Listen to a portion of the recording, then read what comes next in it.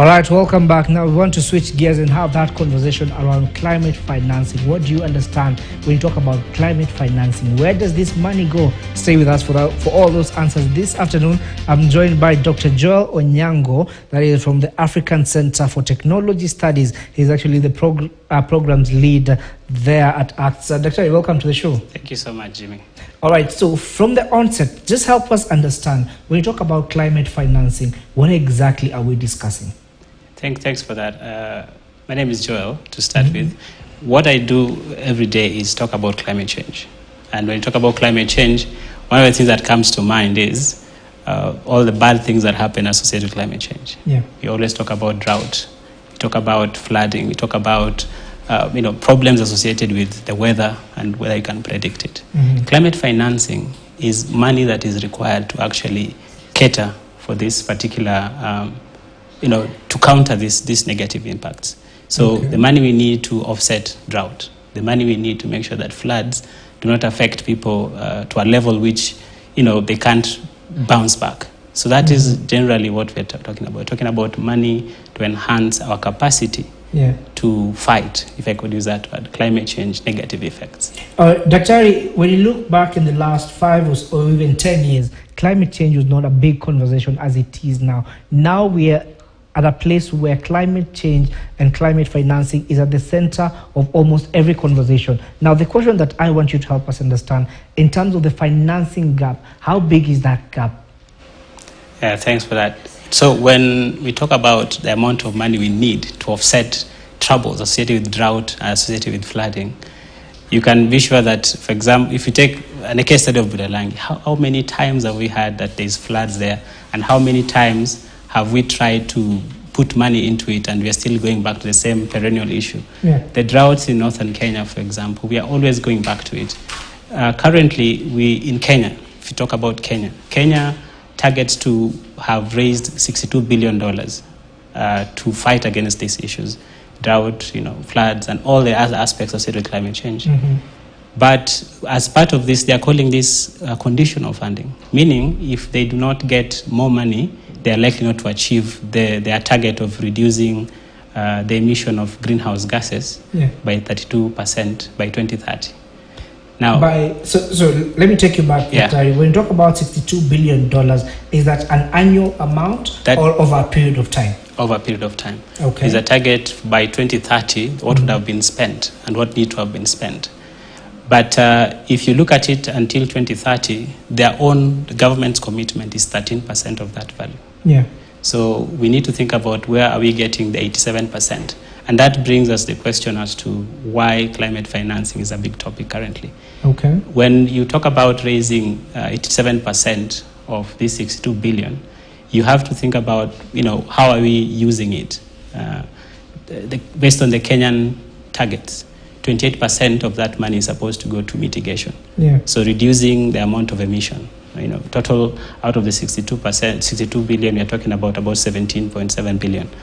Now, the other amount is go to adaptation. And if you listen to a lot of the African position or even the Kenyan position when it comes to climate financing, a lot of the money they want is for adapting. Adapting means we're already seeing drought happening. How do we cushion ourselves from the negative effects? And that's where we are targeting this proportion of money for adaptation finance. So out of the 62 billion, they want to be able to raise approximately, give and take, what's about 50 billion thereabout to go to adaptation. We did a study last year, and the funny thing is that only 11%, most African countries are giving about 11% of that, of the target for adaptation, despite the adaptation being the main conversation in climate financing for Africa right now. But again, Dr. one might stop to wonder and ask, so why is it that we're still so backward in terms of the gap? Why is the gap so huge? Were we not prepared for climate change? Were we not prepared for climate-related issues, for instance, drought? Thanks for that, Jimmy. What you notice, and this is to everybody, I think, you often notice that a lot of the perennial things that we go through are often we're not prepared, even if we know they're coming. We always know there's going to be floods. But when floods come, the scale at which they come is different. we are looking at a situation where it's becoming less and less predictable to plan, to be prepared for this. Before, in Kenya, there used to be these April rains. Everybody was waiting for April rains. So that means if I was to predict climate effect, I would not have thought that April will ever miss rains. But now it's difficult to predict that, meaning it's also difficult to plan for it. Yeah. What you can do is basically act after the plan. After there's been floods, now let's act to it, and that's why a lot of the money is towards adaptation. So if you asked me, in the broader scheme, why are we not seeing a difference? Sometimes it's contextual problems. We look at mitigation as a global problem, but a lot of African countries are taking a position for adaptation as the main problem. Yeah. Funding globally for adaptation is not as much compared to mitigation. So more money is going to mitigate, less money is going to adapt. And what we need, the funding that is required most in Kenya and African context, is adaptation funding. So it's difficult to be prepared for it to begin with. And even when the money is there, a lot of it out there is not targeted at what we need internally as a country, for example. All right, so when you look within the Kenyan context particularly, are there some adaptation projects that we can say this is a project that was made, that came about because of climate change and what has been happening? But again, how then do we measure the effect of these projects and the impact they've had to society? Thanks for that. There's a component of innovative financing in the climate financing space called output-based financing. Now, output-based means we only give money when we can see the demonstrated output. Yeah. Projects, some of them in Kenya, have been targeting food security. The genesis of climate change impacts often go to that level of food security. If we have longer droughts or shorter rainy season or unpredicted rainy season cycle, we end up with less food. It becomes more expensive. The food becomes less and therefore more expensive. In the end, we want to adapt to that situation. So a lot of food security issues. If you look at some of our research institutions, they're trying to come up with drought-resistant crops or drought-tolerant breeds of animals. These are projects that contribute to this adaptation capacity. And some of the climate financing money for adaptation needs to go to that type of thinking, that are we able to tolerate drought now that is happening more frequent? Are we able to get facilities that support our animals during unpredictable weather conditions? Can we reduce the death from drought or famine? And in the end, we are seeing some of these food security-based projects. There are other infrastructural projects also to adapt, to prevent flooding. Some of the areas in the country with persistent flooding, they are building some walls, if I could call them, along rivers to reduce the potential of spillover and therefore flood. So there are adaptation projects in infrastructure, in agriculture, in livestock that are already taking place in Kenya and broadly in the region as well.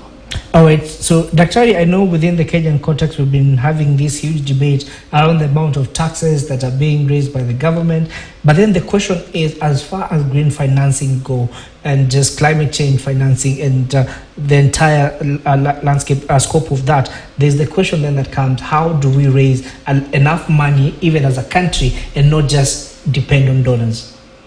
Thanks for that, Jimmy, and I have to sort of agree with you that we are all talking about where to get the extra money. Yeah. Already from the budget, if I could call it the budget for climate financing in Kenya of 62 billion and us being able to put together just about 8 billion or so, it's already a question of where will we get the rest. One of the things that is becoming more and more prominent is about private sector. There's a lot of risks in investing in climate adaptation, but the private sector also has a lot of diversity in areas of practice, areas that they work in. In the end, tapping to these sort of blended financing opportunities can help bridge that gap so that we don't entirely be relying on international funding. But Jimmy, to be honest, pulling that finance gap only from our internal resources or even from the private sector within the country is not easy. we'd still have a level of reliance on our international partners in different settings to raise to bridge that finance gap, I must say. All right, so Dr. again, there's a question of what mechanisms can we explore to make to attract the Kenyan private sector to invest in climate financing? Thank you for that, Jimmy. The private sector find, as I said, a lot of what we do very risk intensive. Climate financing, climate technology, the rates of success are unpredictable. We can't predict the weather. So one of the things is de-risking climate investment. One of the options in the climate finance space that does this is what we call credit guarantees. Mm-hmm. So if there is credit guarantee for the private sector to be able to invest a little bit more by reducing the risk that they are likely to get into by losing money, for example, that could be an avenue.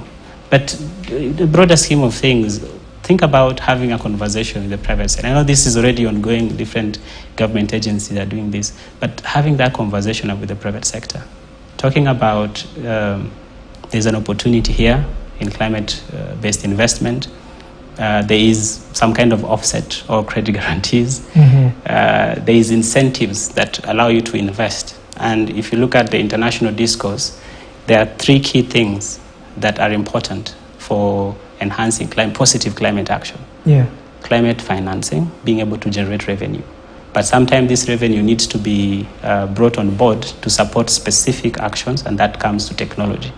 So the second thing being, how do you enhance technology within that space of thinking about solutions that are business worthy but also technology based.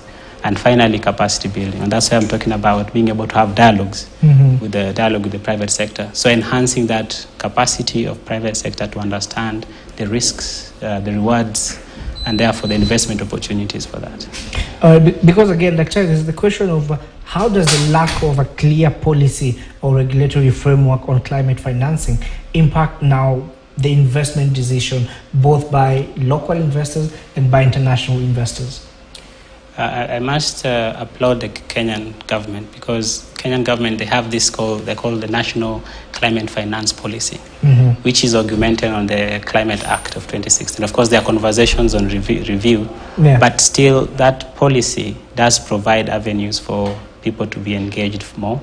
And maybe the next bit will be to align such climate finance-based policies with the ongoing subnational level work.